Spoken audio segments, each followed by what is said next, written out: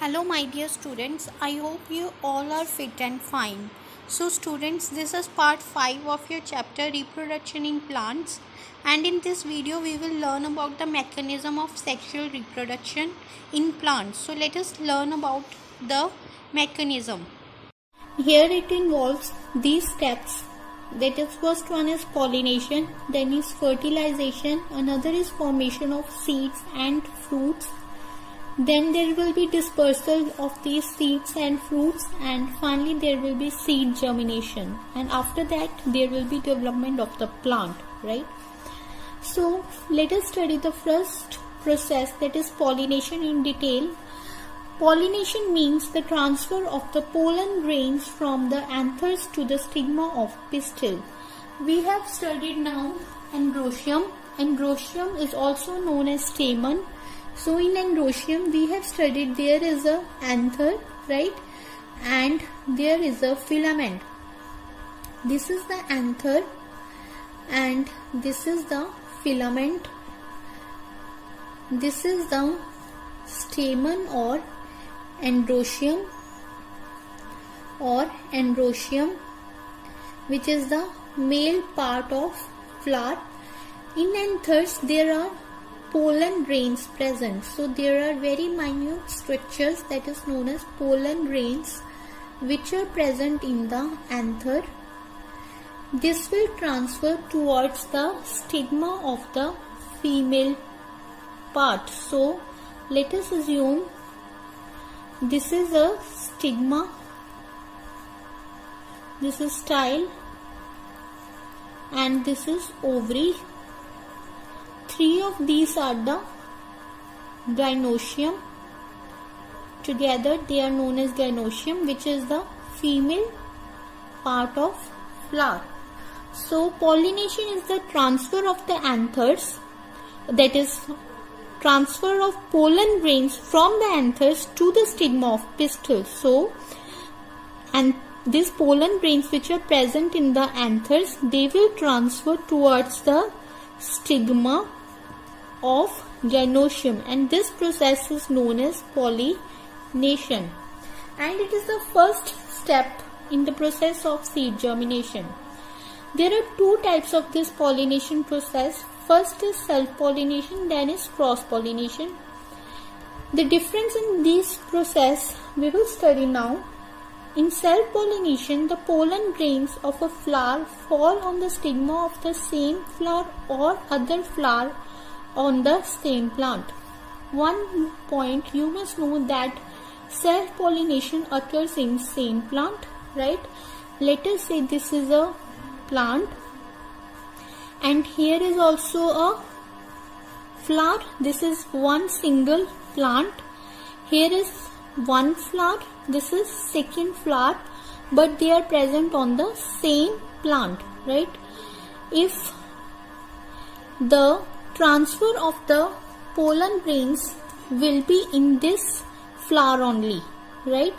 This is the first possibility, right? The second possibility is this: the anthers from this flower, they may transfer to the, not the anthers, the pollen grains, they may transfer from the anthers from this flower to the next flower, but of the same plant. Then this process is known as self-pollination. Then there is a cross-pollination. Here, from one plant towards another plant, the pollen grains may transfer, and this process is known as cross-pollination. Then the pollinating agents are not needed in this self-pollination process. However, the pollinating agents which will help in the pollination process, they are needed in the cross-pollination process. Here, both the anthers and stigma, they mature at the same time, but the anthers and stigma of a flower, they mature at different times in bisexual flowers. And the offspring, that is the new plant that will develop after this self-pollination, they are having the same features, they are identical to the parents. However, in cross-pollinated plants, the offspring or the new individual, new plant that will develop through this have the mixed features of both male and female parents. And new varieties are not involved in cross-pollinated plants. However, variations are introduced since the two parents are involved. So these are some of the differences between self-pollination and cross-pollination. Now we will study about some terms. First one is bisexual flower. What is this bisexual flower? Means it is the flower in which there is presence of both male and female. This is a flower, and here is androecium, here is gynoecium. Both male and female parts are present in a single flower. That the flower will be referred to as bisexual flower. Then the unisexual flower is one in which either only stamen, that is male part, or the pistil, that is female part, may be present. Either stamen will be present or either pistil may be present. If stamen is present, then it is known as staminate flower, and if pistil is present, then it is known as pistillate flower. Right? Staminate flowers are known as male flowers, pistillate flowers are known as female flowers. Let us study now the agents of pollination which will help in the pollination process. First one is insects, then wind, and then water.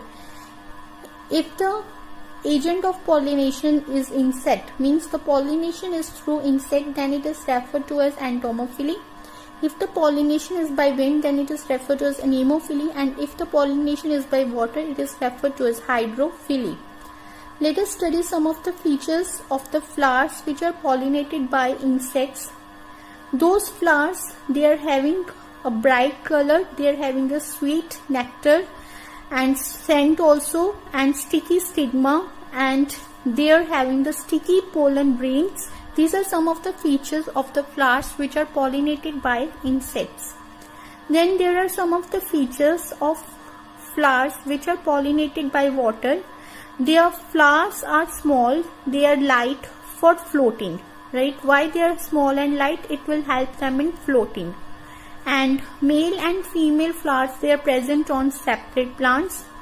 Male flower, it will detach from the male plant and it will float towards the female flower on the female plant, and then the pollination process will take place. The pollen grains here are produced in large number in those flowers which are pollinated by water. So the next thing is pollination by wind. Pollination by wind. Here the flowers are small and dull and they do not produce nectar. Since nectar is only used to attract the insects, so insects are not involved here. The flowers, they are small and dull. And small, light and dry pollen grains are produced in large number, and the stigma is also feathery to catch the pollen grain. So these are the features of the flowers in which pollination takes place by wind. Let us study now another process, that is artificial pollination. What is this artificial pollination? It is a technique where only desired pollen grains, they are used for pollination and fertilization. Means the pollen grains, they are taken from a plant which is having the desirable properties. Desirable properties such as the plant may be resistant from disease, right? The plant may mature early and the plant is free from disease, and from that plant we are taking the pollen grains. So artificial pollination is a technique where only desired pollen grains are used for pollination and fertilization. So here are some steps of this process. First one is selection. The plant with desired characters, first thing is we will select the plant which is having the desired characters, right? Let us say this is the plant. Let it number it as 1. In this, it is having the desired characters, and we will take pollen grains from this plant, and therefore we will refer to it to as male parent. Then emasculation. Emasculation means the stamens are removed from bisexual flower of female parent. What does this mean? Let us say this is another plant and let it number as Number second, in this plant, the flowers, they are having the both androecium as well as gynoecium, means it is a bisexual flower. So what we have to do in artificial pollination, we have to transfer the desired pollen grains from one plant, to the another plant. Therefore, what we will do the process that is emasculation. Emasculation means from the second plant we will remove the androecium. Means what will be left only here? Only the female part, that is gynoecium, will be left here. Therefore, this second plant is referred to as female parent. And this process of removal of stamen is known as emasculation. Then after this removal of androecium, now we are having the male parent and female parent.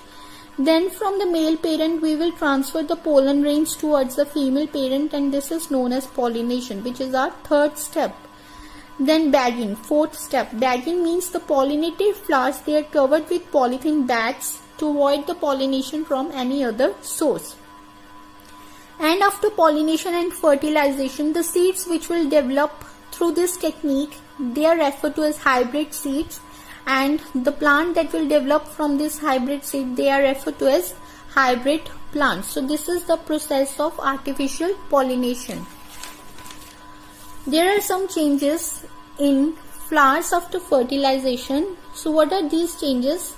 First one is fertilized ovum, that is zygote, it will grow and develop into embryo, and the ovule, it will change to seed, ovary will change to fruit, and the sepals and petals, they will fall off. So that's all for today. Take care.